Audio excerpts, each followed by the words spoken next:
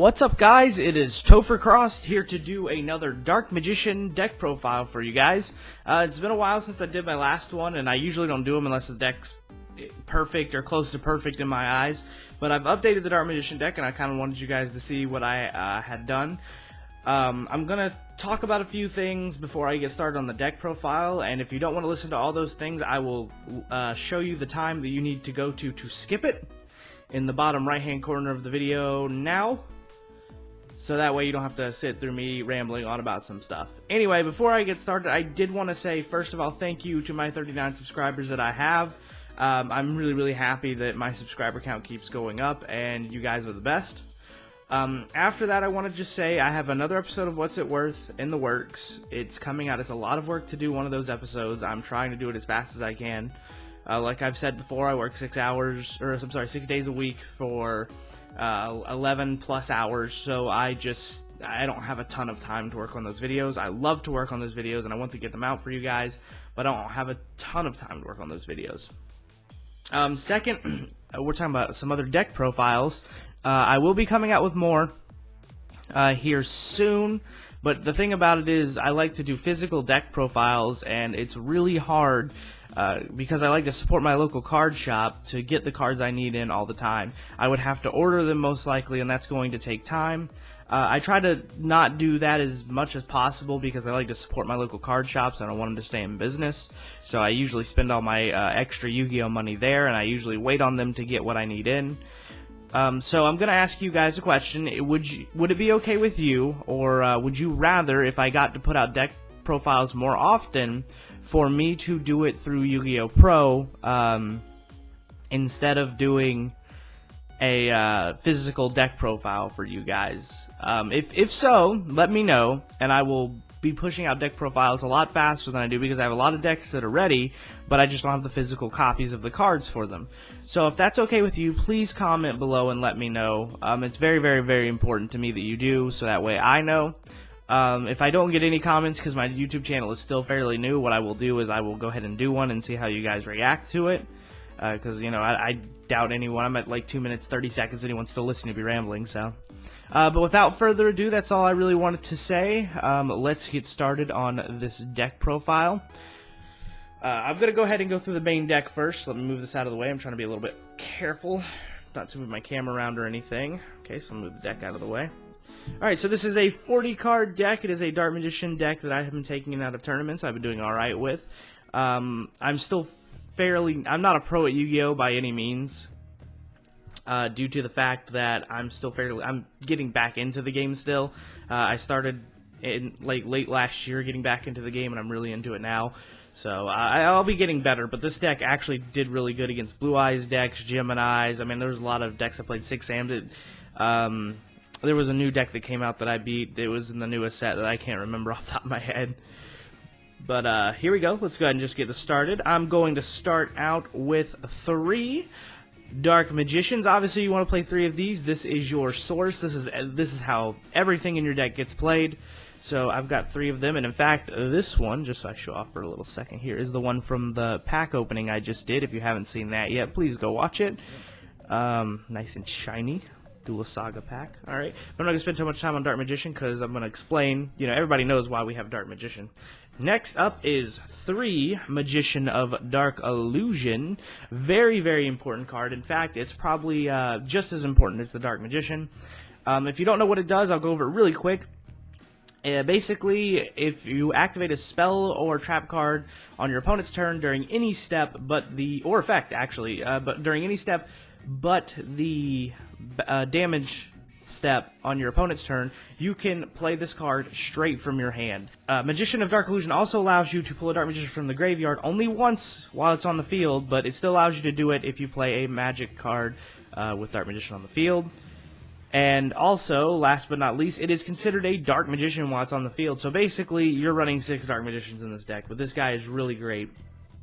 And he can be searched out with Magician's Navigation stuff, so he's definitely a card you want to have in your opening hand. You want to play 3. Next up, we have Dark Magician Girl. Now, a lot of people don't like to play Dark Magician Girl. I absolutely love Dark Magician Girl. I don't see why people don't play her because of one of the combos that I showed in my last deck video, and I'm going to show you guys later in this video. But she is a great card in this deck. Very easy to get out with Magician Navigation, and I always recommend playing her. And if you guys don't know, I use a card that I'll show you later in the deck profile, Dark Burning Magic with her and Dark Magician. So, alright, next up is Paladin Oracle Mahad. In short, what he does is, if you draw him, you can special summon him to the field, and if anything happens to him, if he's destroyed or anything really, what have you, you get to bring a Dark Magician from your hand, deck, or graveyard. So that's really good. He's a great card, but I went down to 1 on the Oracle Mahad simply because I got so sick of getting him in my starting hand, because he's about useless when he's in your starting hand, except for a discard for Chocolate Magician Girl. But he's handy, but I wouldn't play more than 1, because for some reason, if you don't want the card in your hand, you always get in your hand, and you don't want him in your hand ever. So I went down to 1. Like I said, I had 2. But I wouldn't recommend playing more than 1, but I definitely would recommend playing 1, because if you're stuck in a spot, he can get you out of that by getting you a Dark Magician on the field. Next up is probably one of the most, well, easily one of the most important cards in this deck, Magician's Rod. Magician's Rod allows you to search. Once it is normal summoned, you can search for a spell or trap that lists Dark Magician in its name and put it into your hand. That is extremely good to set up your circles, your navigations, your Dark Burning Magic, your Dark Illusion, anything. Always run 3. His second effect is if you play a spell or trap on your opponent's turn, and this card is in your graveyard, you can sacrifice a spellcaster type monster from your graveyard and put Magician's Rod into your hand, which means you get to search for another spell or trap card essentially. And if you play Eternal Souls like I do, all you have to do is sack a Dark Magician or Born of the Dark Magician and bring that Magician's Rod to your hand. So always run 3. You always want to have one of these guys in your opening hand if you can help it. Chocolate Magician Girl. This card, I run 3. Most people don't. I run 3 because I always want to see one of these if I'm stuck in a spot. They are draw power for Dark Magicians, and good draw power. All you have to do is discard a spellcaster type monster from your hand to draw a card. And that sounds like a hefty cost, but the second part of her effect, if somebody attacks her or if somebody attacks her, you can revive a spellcaster type monster, aka the one you just sent to the graveyard, to the field. The attack switches to the spellcaster type monster you revived, and the monster who is attacking, their attack points are halved. So this card's a really good draw power, stall, defense kind of card.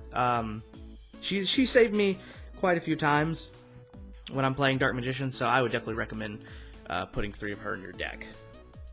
Next up is another extremely important card, Summoner Monk. I play 2 Summoner Monks in this deck. The limit is 2, last I checked, but it really doesn't matter. I wouldn't recommend playing more than 2 anyway.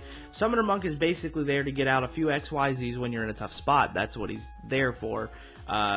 Like if you need to draw, you can discard a magic card, use them to get out Chocolate Magician Girl, or use them to get out, the double Summoner Monk and then Chocolate Magician Girl combo to get one of the other XYZs I have out. So I'll show you how to do that in a bit.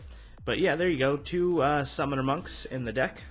Next up I have Magician's Robe. This card's effect is really slow, but I use it in my Dark Magician deck because it'll get you out of a tough spot where it's literally the only thing you have on the field. Basically, if you discard on your opponent's turn, if you discard a spell or trap card, you can bring a Dark Magician from your deck to the field. They're really helpful if you have like Dark Magical Circle on the field or something like that. But I only run 1. Like I said, his effect's really slow.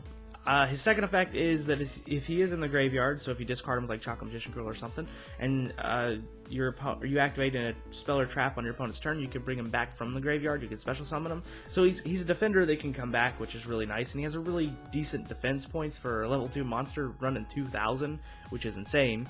So I play 1. I actually switched him out with my other Paladin Oracle Mahad, so that's when that happened. But yep, Magician's Robe. Next we're going in, that was all for the monsters, we are going into the magic cards. 3 Dark Magical Circles. You cannot run a really powerful Dark Magician deck nowadays without running 3 of these guys. And if you haven't got any, I recommend getting them soon because they keep going up in value. Basically, when you play Dark Magical Circle, if you don't already know, you get to look at the top 3 cards of your deck, and if any of them are a Dark Magician or a spell or trap that lists Dark Magician in it, you get to put it in your hand, which is extremely useful. But the best effect is if you play Dark Magician, once per turn, you can banish a card on your opponent's side of the field, and that can be any card.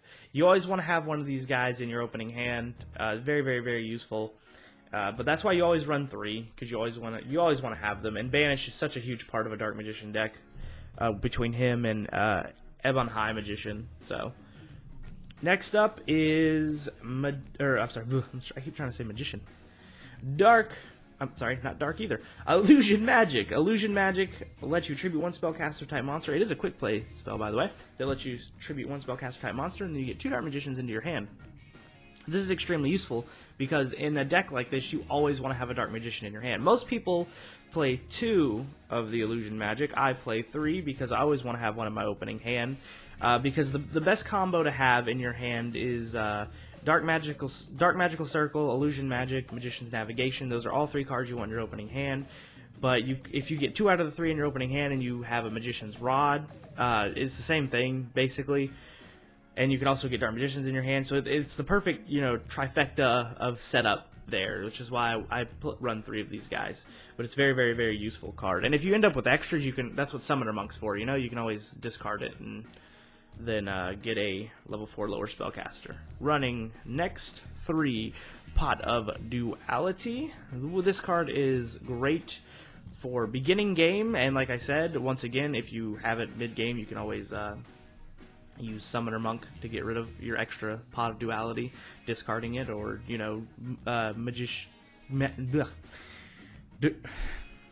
Magician's Robe. There we go. But this card is fantastic to have at the beginning of the game, and basically what it does is lets you look at the top 3 cards of your deck, then you get to pick one from it, put it in your hand, and then you shuffle the rest of them. That is extremely good. The downside to this card is that you can't special summon the turn you play the card, but that really doesn't matter in a Dark Magician deck, considering you, most of the time, on your first or second turn, you're not special summoning on your turn with a Dark Magician deck. You're special summoning on the next turn, on your opponent's turn, which is when you do all your special summonings and banishing and stuff. So that's Pot of Duality right there. Nice card, but I'm, everybody knows Pot of Duality, so I'm going to kind of skim over it a little bit. Alright, next up, 2 Dark Magic attacks. Most people play 1 because it is searchable through Eternal Soul. I play 2 because if you play decks like I was playing Cameron recently, and he had Cyber Dragon, but he kept having spell and traps on the field that would stop me from attacking him. I could Dark Magic attack twice. It's really hard to get Dark Magic attack back from the graveyard unless you play Dark Magician of Chaos. There we go. So I ended up using Dark Magic Attack, just having 2. I've never had to use more than 2 a game, but I do have to use 2 quite often. In short, if you have a Dark Magician on the field, for those of you who don't know, it just destroys all the spells and traps on your opponent's side of the field, so it's an extremely useful card. But I just wanted to, I always run 2. Most people run 1, so consider that when you're making your deck. Next up is Eye of Timaeus. I run 2 of them. Most people don't run any. Most people prefer to go the XYZ route, and which I also like. I do both XYZs and fusions. But Eye of Timaeus has saved my life so many times getting that Dark Paladin out to stop opponent's spells. And considering a lot of the people I play, and especially in the current meta that play dragons, it really helps to get that Dark Paladin out. Basically what Eye of Timaeus is a fusion card that won't let you, or that makes it so you don't need the other part of the Dark Magician fusion. So for instance, the Dark Paladin's case, you don't need Buster Blader, you just need Dark Magician, and then you can summon your Dark Paladin, or Amulet Dragon, you don't need the dragon. So that's why I play Eye of Timaeus. It's just a really good card. The only problem I have with it is that it's not searchable through Magician's Rod, Robe, that kind of thing. I kind of figured out a way around that, and it's in my extra deck, so I'll show you guys that. But Eye of Timaeus is still a great card that I recommend running 2. I would not run 3 because getting stuck with one of these in your opening hand is no fun. You want to draw into it. Next, we have Dark Magic Expanded at 1. It's a great card, but you'll probably never use it, maybe once per duel, like to save your cards from dying from the effect of Eternal Souls or something like that. But it has 3 effects. The first being, sorry, I have to read them because I always forget. The first effect being Dark Spellcaster type monster on the field gains 1,000 attacks, so that's basically its first effect, and the effects go off based off how many Dark Magicians you have on the field or in your graveyard. So, or Dark Magician Girls. So if you have one, you can do the plus 1,000 effect, and they trigger like after each other. So you'll get 1,000 attack points, and then you'll get the second effect if you have 2 Dark Magicians. This turn, your opponent cannot activate cards and effects in response to your spell or trap card or effect activation. Also, spell or trap cards you control cannot be destroyed by your opponent's card effects. So that's the second effect. And the third effect being dark spellcaster type monsters you currently control are unaffected by your opponent's spell or traps. That's the one I typically rely on when somebody goes to kill my Eternal Souls. And I always have a ton of Dark Magicians in the graveyard because I recycle them like they're nothing. So this is a very handy card, but I wouldn't recommend playing more than one because it doesn't come in handy that often. But I mean, in a pinch, it's definitely helped me out. Last spell card, Dark Burning Magic. Fantastic card. I don't know why more people don't play it. It has saved my butt, especially in tournaments because nobody's expecting it. But basically what it does is if you have Dark Magician Girl out on the field, you destroy all your opponent's cards, which is just the best. It's just the best. And it's a quick play spell to top it off. So basically what I do, and I'm just going to show you this really quick. Let's see, let me go get my Dark Magician Girl. And my... So, let's see, and I guess I need Dark Magician for this, don't I? It's kind of important. So what I do is I have this card face down on the field, along with Magician Navigation. So I'm going to play those two face down. And what I do is... Oh, sorry. I gotta watch my camera. Okay. So basically what I do is when my opponent plays a shit ton of cards on the side of the field, I wait as long as I can. I make sure he doesn't get out a monster or magic card that'll stop me from doing this, and I activate Magician's Navigation, get my Dark Magician from my hand and onto the field, and then I pull Dark Magician Girl from my deck, and then once that's completed, I will chain, or I won't chain, sorry, it's technically not chain, but I will play Dark Burning Magic and destroy all of their stuff. That has come in handy more times than I can count. Like just so many times that card has saved my butt. And you might be asking, why aren't you playing 2 or 3 of them then? Because it's usually either you get it out or you don't. And if you do, you're probably going to win the game. And if you don't, you're probably already done. If you have to use it more than once, then you are probably not going to come out of that game victorious anyway. Just kind of the truth on that one. But it is still a combo that has definitely saved my butt a bunch of times playing the Dark Magicians. So let me take that. Next up, we go into the trap cards, and I have 1, 2, 3. Magician Navigation. Great card. Probably the best card in the deck, in my opinion, besides Dark Magician himself.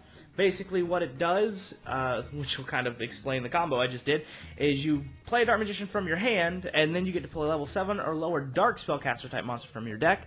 Very useful for getting your Dark Magicians out, setting up your XYZs with a Magician of Dark Illusion. Like I said, setting up that combo I just did with Dark Magician Girl. But its second effect is also amazing, which is why I don't have to run any Magic Jammers, Spell Jammers, or what have you in the... Okay, Magician's Navigation has been in the graveyard 1 turn, and you banish it from the graveyard while you have a Dark Magician on the field. You can negate a spell or trap card for the end of turn. Now, most of the time I end up using it on stuff like Mirror Force and stuff like that, so it negates and just kind of destroys it. Using it on a continuous spell or trap is, for the most part, useful, unless you're doing like a Skill Drain or something like that, so... But this card is so amazing. If you're not running 3, you're going to have a hard time winning with Dark Magicians. More important than Dark Magical Circle, in my opinion, for the deck. Most people would say otherwise, but if you've seen my top 10 Dark Magician cards list, you will understand why. Alright, next up is Eternal Souls. I run 3 of these guys. Basically what they do is while they're on the field, no monster named Dark Magician can be affected by your opponent's card effects, which is amazing, which includes Magician of Dark Illusion, because they're also named Dark Magician while they're on the field. And, next, they can bring back your Dark Magicians from the graveyard or out of your hand, which is great. Helps you recycle the Dark Magicians, and you can do that once per turn. Or you can bring a Dark Magic attack and or 1,000 Knives from your deck to your hand, which is also amazing. That's how I get my Dark Magic attacks out. Just about every game is with Eternal Souls. But, you know, that's all really good. The downside to this card is that if it gets destroyed, so do all your monsters. There's a couple ways around this, like I said, with Dark Magic Expanded. Another way is through my extra deck with Red Eye's Metal Flare Dragon, which can't be destroyed by card effects, so that guy stays on the field. So just a couple ways around that just for you. But yeah, it's a pretty good card. I always recommend running 3 because you always want to have one of these on your field right next to a Dark Magical Circle in a optimal scenario. So those are amazing cards. But I'm going to go ahead and get to the last 2 cards in the deck, and I am running the old school Mirror Force. That's right, old school Mirror Force coming in, saving the day. Everybody's like, well, why don't you run, you know, what is it, Flooding Mirror Force or something like that? I'm sorry, I'm just awake and I'm having a hard time remembering names. But the reason I don't run any of the other Mirror Forces is because this one just simply destroys monsters. I know there's a lot of monsters that can't simply be destroyed, and it would be more effective for me to have one of the other Mirror Forces so that I could send the monsters back to the deck or something like that. But this is just better to me because it covers more situations than the newer Mirror Forces do. So I'm going to keep those in the deck for now. Alright, and that is it for the main deck. Now let's get on to the extra deck. Coming in first, we have Dark Paladin. I run 2 because there's no point in running more than 2 of each of these fusions because the only way to get them out is I have Timaeus. Basically what he does is, if you don't know already, he gets plus 500 attack for each dragon, but his best effect, and the one I end up using more often, is if you have a card in your hand, you discard it, you can negate one of your opponent's spells when he plays it. So that's really, really good. Very, very, very nice card to have to, you know, get some control over the game. And he, you know, you'll end up using him quite often compared to the other fusions I have in this deck. He's probably the one I use mainly, but definitely something you have to have. I would play 2 in the deck. Next, we have Amulet Dragon. Fantastic card. What he does is when he is summoned, you can banish as many spell or trap cards you want, or sorry, not spell or trap, just spell, from you and your opponent's graveyard. And he plus 100 attack for each of them. Sorry. I don't use him very, very often, but when I do, he's a powerhouse. That's basically what he does, though. He is a powerhouse. This card is there to overpower all your opponent's monsters when you need it, but he also has an effect that kind of, I guess, secures you having a monster on the field. If he gets destroyed, you get to bring back a Dark Magician from your graveyard and put him into play. So, Amulet Dragon is a very, very good card. I wish I used them more. The one I end up using more than Amulet Dragon is Dark Magician Girl, the Dragon Knight. Fantastic card again. Basically, once per turn, it's a quick effect. If you want, you can destroy one face-up card your opponent controls. It could be any face-up card. There are actually any face-up card on the field. You can destroy one you control too, if you wanted to. But it's just a fantastic card to have on the field, and it gives you a little bit more control over the game. If I ever have Dark Magician Girl on the field and I've already done my combo, more often than not, I'll have Timaeus her into this to help me get rid of some of the cards on my opponent's field. Or to help me keep the cards off my opponent's field. Alright, so next we're getting into the XYZs. We're going to do the most important XYZ in this deck, I should say, is Ebon Illusion Magician. You will always want to run 3 of him because he is the card from your extra deck that you will use the most. Basically, what he does is it takes 2 level 7 spellcaster type monsters to get him out, which isn't hard. You discard an XYZ material from him. You get a normal spellcaster type monster from your deck onto the field. Basically, Dark Magician. And if a normal spellcaster type monster declares an attack, you can his effect activates and you can banish a card on your opponent's side of the field. So if I attack with Dark Magician, Ebon Illusion Magician's effect activates and I can banish a card on my opponent's side of the field. It could be any card, which is really great.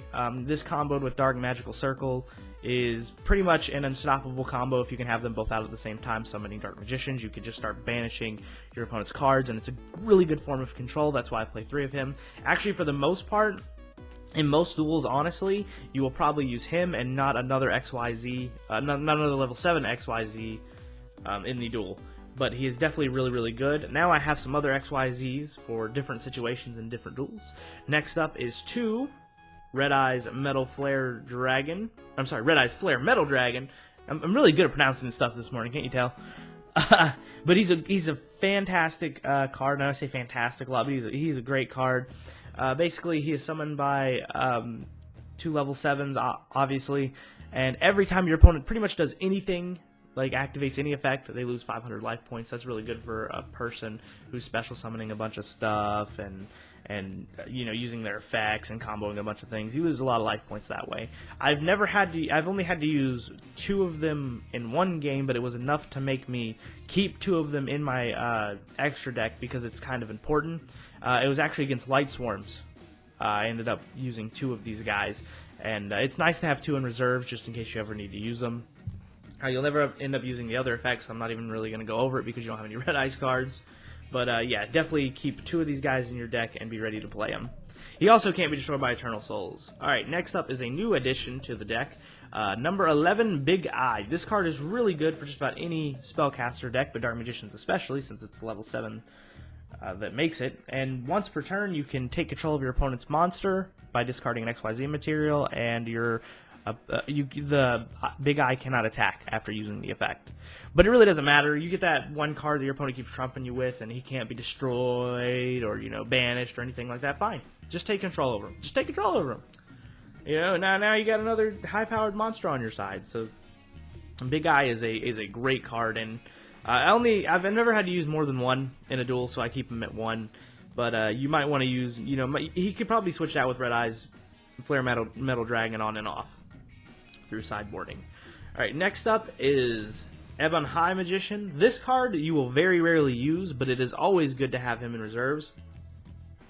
Basically, he makes it, if you discard an XYZ material, that you can pull traps and quick play spells straight from your hand on your opponent's turn, which would definitely confuse your opponent. He's also a really good defense monster, coming in at 2,800 defense. So, you know, you'll very rarely use him, but I would definitely recommend keeping him in your deck just in case. I've had to use him probably about twice in all the duels that I've been in, which doesn't sound like a lot, but I'm definitely glad I had him to get me out of a few situations. Alright, so that's it for the level, I keep saying level, rank 7 XYZs. Now we have, coming in my three rank 4 XYZs, we have Dark Rebellion XYZ Dragon. He is probably the one I end up using the most. I use my Summoner Monk combo to get him, and then my Choco Magician Girl out, you know, and then I draw my card, and then I fuse them together, or XYZ them, or overlay them to get my Dark Rebellion XYZ Dragon out. Basically, what he does is if your opponent has a monster on the field, you can discard both the XYZ materials off this card, and he gains half that monster's attack, and that monster loses half that monster's attack. Basically, he's there to overpower your opponent's monsters in a pinch. If Summoner Monk and a spell card, if Summoner Monk and a spell card are the only 2 cards that you have in your hand, you can make this guy and pretty much turn the game around sometimes. So coming in next is Alchemaic Magician. In my last deck profile, I really underrated her. She is a great card to be able to pull some stuff out of your butt. Basically what she does is at the end phase, if you discard an XYZ material from her, you can pull a spell card from your deck and put it straight in the spell and trap zone. Very, very good for searching Eye of Timaeus and stuff. You know, you normally wouldn't be able to. You know, that's pretty much what I use it on, is Eye of Timaeus or Pot of Duality for the most part. But sometimes I'll get a Dark Magical Circle out or something with her. I ended up using her a lot more this time around than I did in my last deck profile, so I just wanted to give her proper credit. The only problem with her, she does take 3 levels 4 spellcasters to get out, so you have to kind of double Summoner Monk her out of the into the game. So. But if you can, it helps you search some of the cards you can't normally search. So, you know, good card to play. And last but not least is Downerd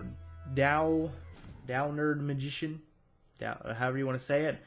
Just you know, it's if I lose my XYZ Rebellion Dragon, she's just a really good card to get some piercing battle damage with defense mode monsters. So that's pretty much the reason I play her, so I'm going to kind of gloss over her for the most part. But yeah, so that's pretty much it for my deck profile. Let me grab my Dark Magicians, my Dank Magicians.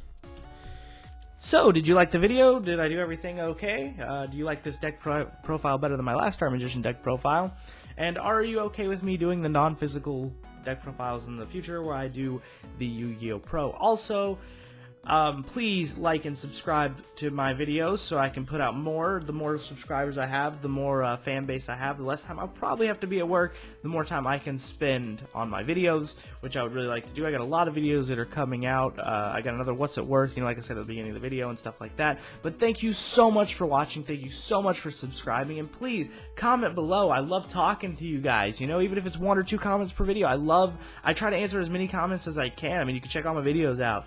And I like to create discussion in the comments. And yes, I know there are going to be trolls and stuff like that, but I love to create discussion in the comments and talk to you guys, because I want to know what you're thinking. It's very, very important to me, especially since you guys are going to be the reason this channel, or you are the reason this channel is succeeding as so far as it has succeeded. So thank you for watching, and have a wonderful evening. Topher Crost out.